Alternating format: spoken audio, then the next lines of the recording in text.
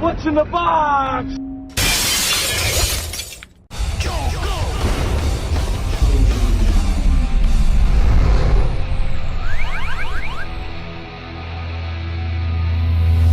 Back in the 1980s, My Little Pony was just seen as Hasbro's female alternative to their other franchises like Transformers and G.I. Joe. While the boys played their war games with Megatron and Snake Eyes, the girls would comb Lickety-Split's tail and jump Shady through the hoops, and all was good. But now with the insane popularity of the franchise's latest TV incarnation, Friendship is Magic, boys are getting in on the action too. And by boys, I mean adult men known as bronies. Though I'm by no means a brony myself, I can see why this latest show has such a big fan base. Any kid show that sneaks in a Big Lebowski reference is okay in my book. You bronies are cool with me. But what is not cool with me is My Little Pony the movie. The 1986 theatrical movie that bridged the gap between the franchise's first two animated specials and their first TV show, My Little Pony and Friends. Brought to you by none other than Marvel Productions. Yes, the same Marvel that brought you the awesomeness of Guardians of the Galaxy was also responsible for the mind-numbing stupidity of My Little Pony the movie. If you're not a fan of the original generation of ponies, then this movie has nothing to offer you. Zip.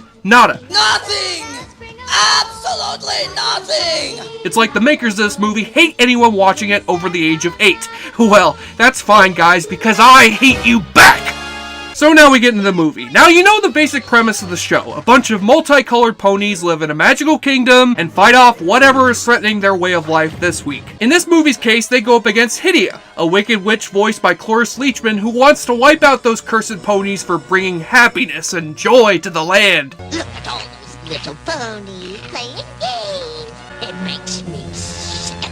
Basically, she's the drag queen persona of Gargamel. Hydia has to collaborate with her bumbling daughters Rika and Draggle, voiced by Rhea Perlman and Madeline Kahn, to wipe out Ponyland. They do this by creating a fabled substance known only as the Smooze. Into the castle, everyone! The smooth is coming! Will we like it? Is it something nice? Well, if your leader tells you to run away from it, then the answers to those questions are no you won't, and no it isn't. No, the Smooze is actually an evil purple ooze that wipes out anything in its way and turns anyone that gets it on them into a big grump. Like Gusty, a pony voiced by Bart Simpson herself, Nancy Cartwright. The smooth didn't come off. Ay, caramba! So the ponies attempt to outrun the Smooze while also trying to find Lickety-Split, a baby pony who runs away after ruining the Pony Spring Festival with a shitty flash dance routine. While running away with Spike, the baby dragon adopted by the ponies, they run into the Grundles, a race of cave-dwelling trolls led by a king with the voice of Danny DeVito. I am King of Grundles. Look, if you have Danny DeVito voicing a troll, there's only one song that he should sing. You gotta pay the troll toll. If you wanna get into that boy's hole, you gotta pay the troll toll to get in. But no, the songs in this movie are far from being that good. The songs here are just instantly forgettable time fillers that do next to nothing in furthering the plot and are sung by characters who have no business singing, unless that business is making me wish I was deaf.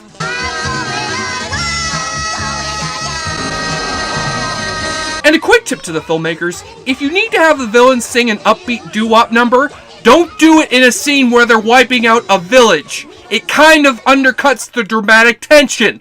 Just a tad. Also, if you're going to bring along the human kids from the TV show to help the ponies on their journey, give them more to do than just unleash a killer rainbow that only gets used twice in the movie. Otherwise, don't put them in the movie. And don't bill Danny DeVito as your star when he shows up 50 minutes in the movie and gets nothing good to do. And don't cast two of the funniest actresses from Mel Brooks' stable of actors if you're just going to waste them. And if you're going to make a movie version of your TV show, get a bigger animation budget. Maybe this shit works for the show, but for a theatrical movie, it looks pathetic, and it makes the movie too busy for anyone to understand or care about what's happening. And unless you have something to offer in a movie that you can't offer on TV, then don't make a movie. Give the adults who would have been forced to sit through this with their kids back in the 80s something to appreciate. I hate this bullet!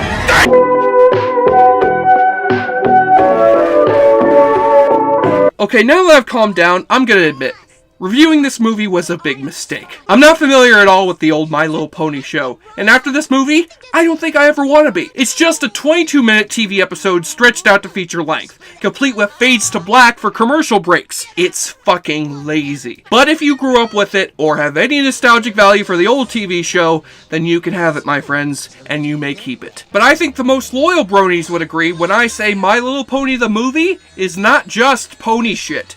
It's straight up horse shit. I guess I'm a failure. A failure. Yeah, you failed. Oh, yeah.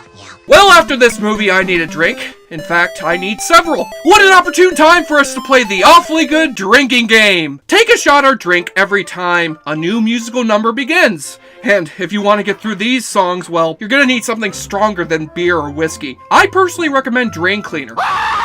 Someone says smooze. Smooze. By the way, the smooze, least favorite Jersey Shore cast member, Rika eats something gross. Someone sheds a tear. Man, these ponies are a bunch of pussies. Optimus Prime would have never shed a tear. Well, except that one time at his uncle's funeral.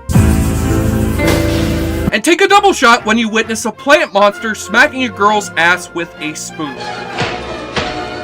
Well, there goes another item off my bucket list. And on the nudity watch, I am shocked to tell you that this G-rated animated movie has no nudity at all. I know. So my apologies to all the cloppers out there. Warning, before anyone who doesn't know what cloppers are does a Google search, please be prepared to induce vomiting. On the enjoyableness continuum scale from Bull to Bruce, My Little Pony the movie proves to be far less magic than friendship and gallops to a 1 out of 10. This is one pony that needs to be put out to pasture. I'm Jesse Shade for JoBlo.com, and stay tuned to Awfully Good Movies this October, because this Halloween's gonna be awfully scary when the Awfully Good Movies Monster Mash begins on October 1st!